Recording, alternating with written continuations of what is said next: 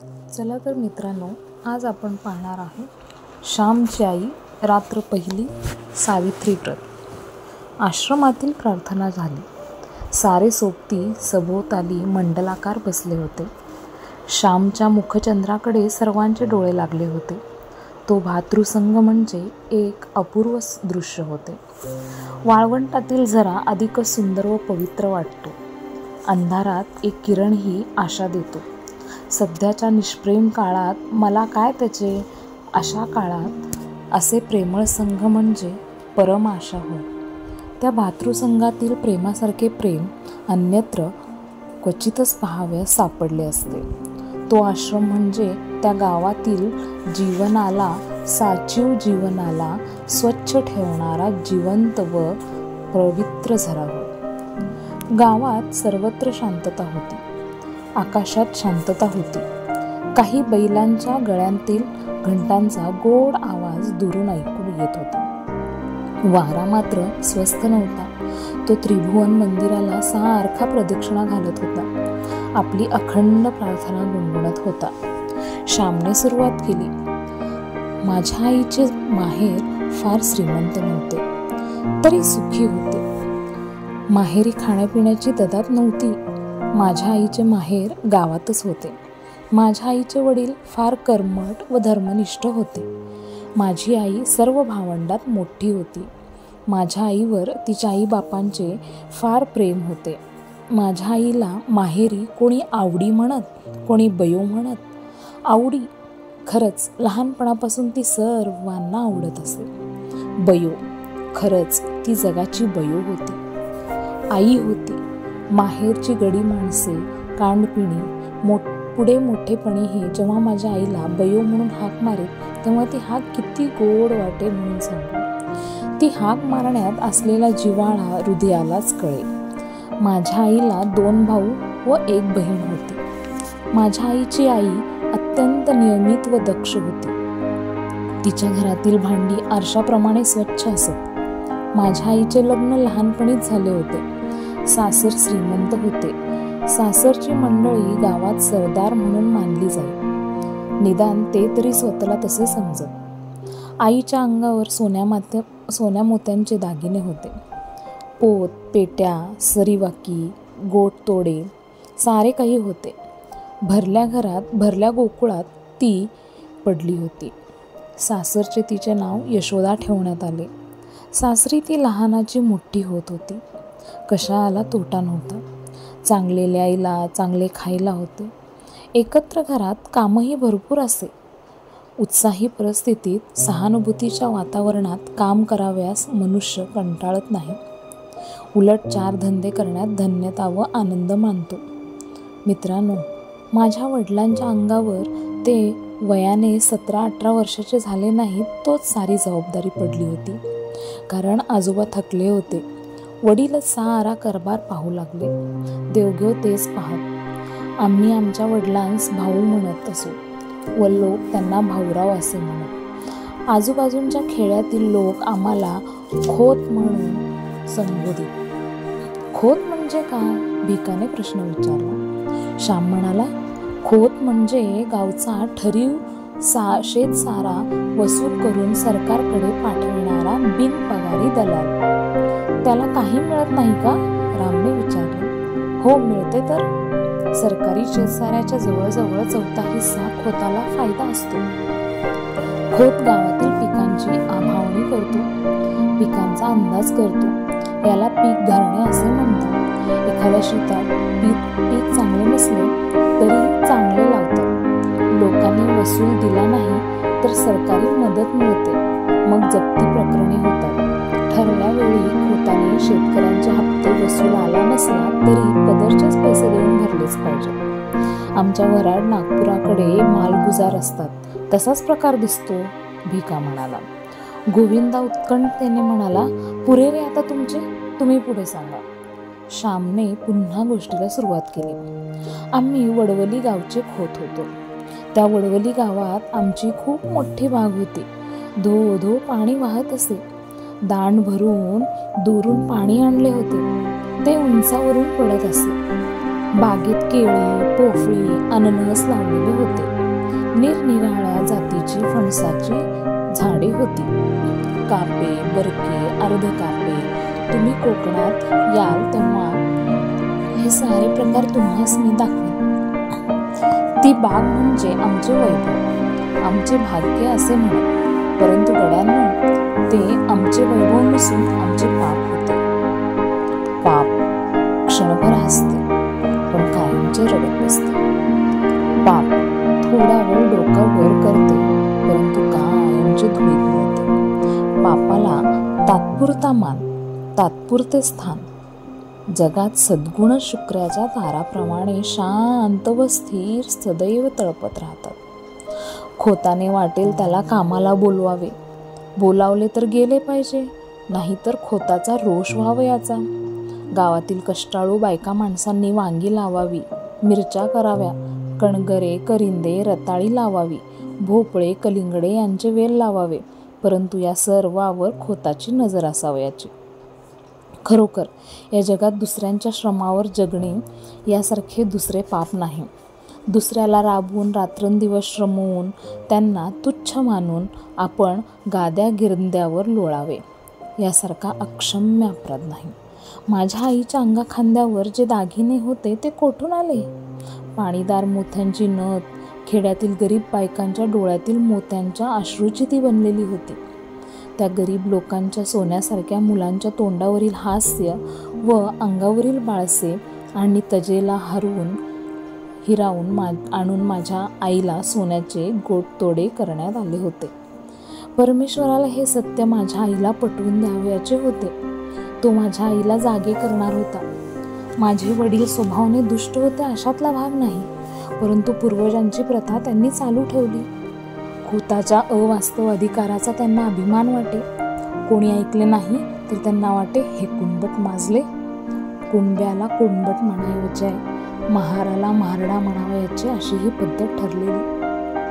असे म्हणताना आपणच माजलो आहोत, सत्तांध झालो आहोत हे त्यांच्या लक्षातही येत नसते. वडिलांच्या हातात नवीनच कारभार आलेला, तथापि त्यांना फारसा अनुभव आला नव्हता. खोतपणाच्या तोऱ्याच्या एखाद्या वेळेस वाटले ते बोलून जात व अनेकांची मने दुखावली जात. पूर्वजांची ही पापे होतीच. पाप आणि पुण्य काही मरत नाही. जगात काही फुकट जात नाही. जे पेराल ते पिकेल, जे लावाल ते फोपावेल, फळेल. एकदा काय झाले, ती औसेची रात होती. भाऊ वडवलीस गेले होते. सकाळी 8 वाजता ते त्या गावी जाऊन पोचले होते. आज गावाला जाऊ नका, आज अवस आहे वगैरे घरातील मंडळीने त्यांना सांगितले. परंतु भाऊ म्हणाले, कसली अवस ने कसला शनिवार, जे व्हायचे ते होणार. प्रत्येक दिवस पवित्रच आहे, प्रत्येक दिवस देवाच्या घरूनच येतो. ते वडवलीसने गेले. दिवसभर राहिले. 3 सांजा झाल्या व ते घरी परत जाण्यास निघाले. घरोब्याच्या एका म्हातारबाईने सांगितले, भाऊदा, 3 सांजा म्हणजे दैत्याची वेळ, या वेळेस जाऊ नका. त्यातून औसेची काळ रात, बाहेर अंधार पडेल. तुम्ही नाल्याजवळ जाल तोच अंधार होईल. तेथेच वस्तीला राहा, कोंबड्याला उठून थंड वेळेस जा. भाऊंनी ते ऐकले नाही. ते म्हणाले, म्हातारे, अगं पायाखालची वाट, झाली रात्र म्हणून काय झाले, मी झपाझप जाईन, दूध काढतात तो घरी पोहोचेन. भाऊ निघाले. बरोबर गडी होता. त्या म्हातारीचा शब्द जाऊ नका सांगत होता. फळणारी पापे चल राहू नको म्हणत होती. गावातील लोकांनी निरोप दिला. एक जण भेसूर हसला. काहींनी एकमेकांकडे पाहिले. भाऊ व गडी निघाले. अंधार पडू लागला. परमेश्वरांचे, संतांचे व सतीचे अश्रू चमकू लागले. वडवली गावापासून 1.5 कोसावर एक पर्या होता. पावसाळ्यात त्याला उतार होत नसे. तो पर्या खोल दरीतून वाहत होता. त्याच्या आजूबाजूस किर्र झाडी होती. त्या झाडीत वाघ सुद्धा असे. तेथून दिवसा ढवळ्याही जावयास नवशिक्यास भय वाटे. परंतु भाऊ निर्भयपणे जात होते. त्यांना भीती माहीत नव्हती. भूत खेते, जीव जीवाणू कसलेच भय त्यांना वाटत नसे. भाऊ दरीजवळ आले. एकदम शीळ वाजली. भाऊ जरा चपापले. पाप हे भित्रे असते. झुडपातून अंगाला काव फासलेले मांग बाहेर पडले. भाऊरावांच्या पाठीत सोट्या बसला व त्या सरशी ते झटकन खाली बसले. झटकन गडी पळत गेला. भाऊंना खाली पाडण्यात आले. मांगांच्या हातातील सुरे चमकत होते. भाऊंच्या छातीवर मांग बसला. चरचर मान चिरायची ती वेळ. करंदीच्या जाळीत रातकिडे ओरडत होते. शेजारच्या भावनातून एक भुजंग फुटकार करीत सणकन निघून गेला. मांगाची तिकडे लक्ष नव्हते. इतक्यात एका म्हातारीने ओरड केली, अरे बामणाला मारले, खोताला मारले रे, धावा. ते मांग ही जरा भ्याले. भाऊ त्या मांगांना म्हणाले, नको रे मला मारू, मी तुमचे काय केले, सोडा मला. ही अंगठी, ही सल्लेजोडी, हे 100 रुपये घ्या, सोडा मला. दीनवाणेपणे त्या मांगांना ते विनवीत होते. म्हातारीच्या ओरड्याने कुणीतरी येत आहे असे दिसले. कोणाची तरी चाहूल लागली. मांगांनी त्या अंगठ्या, ते सल्लेजोडी, ते 100 रुपये घेतले व त्यांनी पोबारा केला. ते मांग काही खरे खुनी नव्हते, या कामात मुरलेले नव्हते, पण दारिद्र्यामुळे हे घोर कर्म करावयास ते प्रवृत्त झाले होते. त्या क्रूर कर्माच्या मुळाशीही दया होती, प्रेम होते. स्वतःच्या मुलाबाळांच्या प्रेमाने त्यांची खाखा दूर व्हावी म्हणून ते मांग खून करू पाहत होते.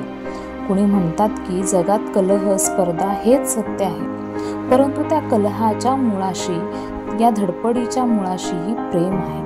ते प्रेम संकुचित आहे एवढेच. सृष्टीचे अंतिम स्वरूप प्रेम आहे, युद्ध नाही, सहकार्य आहे, द्वेष वा मत्सर नाही. असो, भाऊंच्या बरोबरचा गडी जो पळत सुटला तो थेट आमच्या पालगड गावी गेला. त्याने घाबऱ्या आमच्या घरी जाऊन सारी हकीकत सांगितली. आमच्या घरातील व गावातील पुरुष मंडळी लगेच चालून गेली. पालगडला पोलीस ठाणे होते, तेथे वर्दी देण्यात आली. घरात बातमी येताच आकांत झाला. साऱ्यांच्या तोंडचे पाणी पळाले. घरात दिवे लागले होते, परंतु साऱ्यांची तोंडे काळवंडली होती. कसचे खाणे नि कसचे पिणे. तेथे तर प्राणांशी प्रसंग होता. त्यावेळेस आम्ही कोणी झालेलो नव्हतो. आईला समजू लागले होते. बायकांना लवकर समजू लागते. माझी आई ती सारी कथा आम्हास सांगे. आई देवाजवळ गेली. निर्वाणीचा तोच एक सखा. देवाजवळ जाऊन आईने पदर पसरला. ती म्हणाली, देवा नारायणा, तुला माझी चिंता, तुला माझी सारी काळजी. आई जगदंबे, तुझी मी मुलगी, मला पदरात घे. माझे कुंकू राख, माझे चुडे अभंग ठेव, माझे सौभाग्य नको आई नको, त्यावर कुऱ्हाड पडू देऊ नको. मी काय करू, कोणते व्रत घेऊ. देवा, माझी करुणा येऊ दे तुला. तू करुणेचा सागर, येऊ दे हो घरी सुखरूप. पाहीन मी त्यांना डोळे भरून, नांदू तुझ्या आशीर्वादे सुखाने जन्मभर. मला दुसरे काही नको. नकोत हे दागिने, नकोत ही मोठी वस्त्रे, कशाला मेली ती खोती. नको मला काही नको. पती हाच माझा दागिना, तेवढा तो दे देवा. असे म्हणून आई विनवू लागली, रडू लागली. आईने देवाला आळविले, प्रार्थिले, परंतु नुसती प्रार्थना काय कामाची. प्रत्येक गोष्टीत त्याग पाहिजे, व्रत पाहिजे. माझ्या आईने या रात्री सावित्रीचे व्रत घेतले. मित्रांनो, जीवनाच्या कठीण प्रसंगी धीर द्यावयास भारताच्या इतिहास कितीतरी दिव्य स्त्री पुरुष रत्ने आहेत. राम आहे, हरिश्चंद्र आहे, सीता आहे, सावित्री आहे. तुम्ही इतिहास लिहा किंवा लिहू नका, सावित्री अमर आहे. स्त्रियांना सदैव ती धैर्य देईल, मृत्यूशी झगडण्याचे धीर देईल. मनुष्याचा पवित्र व निर्मळ निश्चय मरणाजवळ झगडण्यासाठी बळ देत असतो. माझ्या आईचे सौभाग्य आले. भाऊ घरी आले. त्या वर्षापासून आई सावित्रीचे व्रत करी. दरवर्षी ज्येष्ठी पुनव येण्याच्या आधी 2 दिवस ती उपवासाला सुरुवात करी. घेतलेले व्रत कधी सोडता येत नाही. या व्रतात वटपूजा करायची असते. आकाशाला कवटाळू पाहणाऱ्या चिरंजीव अक्षय वटाची पूजा करून अक्षय सौभाग्य मिळवायचे.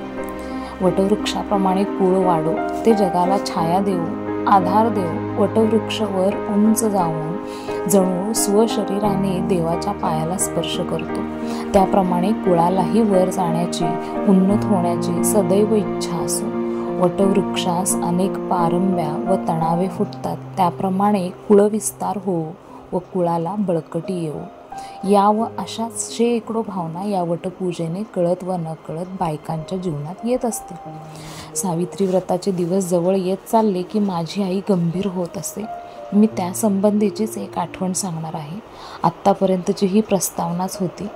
त्यावेळेस मी 8-9 वर्षाचा असेन. सावित्री व्रताला आरंभ होणार होता. माझी आई हिवतापाने आजारी होती. हिवताप सारखा तिच्या पाठीस लागला होता. या व्रतात 3 दिवस वडाला 108 प्रदक्षिणा घालावयाच्या असतात. आईला मी चालले तरी घैरी येत असे. आईने श्याम अशी हाक मारली. मी आईजवळ गेलो व विचारले, काय आई, काय होते? पाय का चेपू? आई म्हणाली, पाय नको रे चेपायला, मेले रोज चेपायचे तरी किती. तू सुद्धा कंटाळला असशील हो, पण मी करू तरी काय? आईचे ते करुण शब्द ऐकून मला वाईट वाटले. मी रडू लागलो. आई पुन्हा म्हणाली, श्याम, तू दिवसभर काम करून दमतोस हो, पण उद्यापासून तुला आणखी एक काम 3 दिवस करायला सांगणार आहे. करशील ना तू बाळ? कोणते काम आई? मी कधीतरी नाही म्हटले आहे का? मी म्हटले. आई गईवरून म्हणाली, नाही, तू कधीसुद्धा नाही म्हणत नाहीस. हे बघ, उद्यापासून वटसावित्रीचे व्रत सुरू होईल. मला वडाला 108 प्रदक्षिणा घालता येणार नाहीत. मला भोवळ येईल. कशी तरी पारावर तुझा हात धरून जाईन, पूजा करीन, 3 प्रदक्षिणा घालीन, बाकीच्या प्रदक्षिणा तू घाल हो बाळ. असे म्हणून आईने माझा हात आपल्या हातात घेतला. प्रेमळ व करुण अशा दृष्टीने तिने माझ्याकडे पाहिले. आई, माझ्या प्रदक्षिणा कशा चालतील? मी विचारले. चालतील हो बाळ, देवाला डोळे आहेत. देव काही मेला नाही, त्याला सारे समजते, कळते. तू म्हणजे मीच नाही का? अरे, तू माझ्या पोटचा गोळा, तुझाच जणू माझाच जणू भाग, माझेच तू रूप. तू प्रदक्षिणा घालशील त्या माझ्याच होतील. मी दुबळी आजारी आहे हे देवाला माहीत आहे. आई म्हणाली, पण मला बायका हसतील. मी नाही जाणार वडावर. शाळेत जाणारी मुले मला बघतील व शाळेत आहा अरे बायका असे म्हणून माझी फजिती करतील. मला लाज वाटते. मी नाही जाणार. शिवाय शाळा बुडेल, मास्तर रागवतील. अशा अनेक सबबी मी सांगू लागलो. आईची म्लान मुद्रा खिन्न झाली. ती म्हणाली, श्याम, आईचे काम कराव्यास कसली रे लाज? हे देवाचे काम. ते करीत असताना तुला कोणी हसले तर तेच वेडे ठरतील. देवाचे काम कराव्यास लाजू नये. पाप कराव्यास माणसाने लाजावे. श्याम, त्या दिवशी चुली मागचा खोबऱ्याचा तुकडा तू घेऊन खाल्लास. मी बघितले पण बोलले नाही. जाऊ दे, मुलाची जात आहे. परंतु त्यावेळेस तुला नाही लाज वाटली आणि आता देवाचे काम कराव्यास तुला लाज वाटते का रे? मग तो भक्ती विजय कशाला वाचतोस? तो पांडव प्रताप कशाला वाचतोस? तुझा आवडता श्रीकृष्ण घोडे हाकी, धर्माघरची उष्टी काढी, काम कराव्यास, प्रदक्षिणा घालाव्यास तुला लाज वाटते का? नसलास जाणार तर मी जाईन हो. येऊन जाऊन काय होईल? मी भोवळ येऊन पडेन. मरेन तर सुटेन एकदाची. देवाजवळ तरी जाईन. परंतु श्याम, तुझ्यासाठीच तर जगते रे. असं म्हणून आईने डोळ्याला पदर लावला. आईचे शब्द माझ्या मनात खोल गेले. माझे हृदय विरघळले, पाझरले, पावन झाले. देवाचे काम करावयास लाजू नको. पाप करण्याची लाज धर. थोर शब्द. आजही ते शब्द मला आठवत आहेत. आजकाल ह्या शब्दांची किती जरुरी आहे. देवाच्या कामाची, देशाच्या कामाची, भारत मातेच्या कामाची आम्हास लाज वाटते. परंतु वाईट पुस्तके वाचण्याची, वाईट सिनेमा पाहण्याची, तपकीर ओढण्याची, विडी सिगरेट ओढण्याची, सुपारी खाण्याची, चैन करण्याची लाज वाटत नाही. पुण्यकर्म, सत्कर्म करण्याची लाज वाटू लागले आहे व असत्कर्म करण्याची प्रौढी व संस्कृती येऊन राहिली आहे. फार वाईट आहे ही स्थिती. मी आईच्या पाया पडलो व म्हटले, आई, जाईन हो मी. मला कोणी हसो, कोणी काही म्हणो, मी जाईन. पुंडलिक आईबापाची सेवा करून मोठा झाला, देवाला बांधून आणता झाला. तुझे काम करून मला तुझा व देवाचा लाडका होऊ दे. शाळेत मास्तर रागावले, त्यांनी मारले तरी चालेल. आई, तुला माझा राग आलाय होय? तुला वाईट वाटले असे केविलवाणे मी विचारले. नाही हो बाळ, मी तुझ्यावर कशी रागवेन? मला तुझ्यावर रागवता येत नाही हो श्याम. आई म्हणाली, गड्यांनो, मी घरी असलो व वटसावित्री जर आली असली तर वडाला प्रदक्षिणा घालण्यास मी नेहमी जात असे. माझ्या आईचे त्या दिवशीचे शब्द मी कधी विसरणार नाही. पाप करताना लाज वाटू दे, चांगले काम करताना लाज नको. धन्यवाद.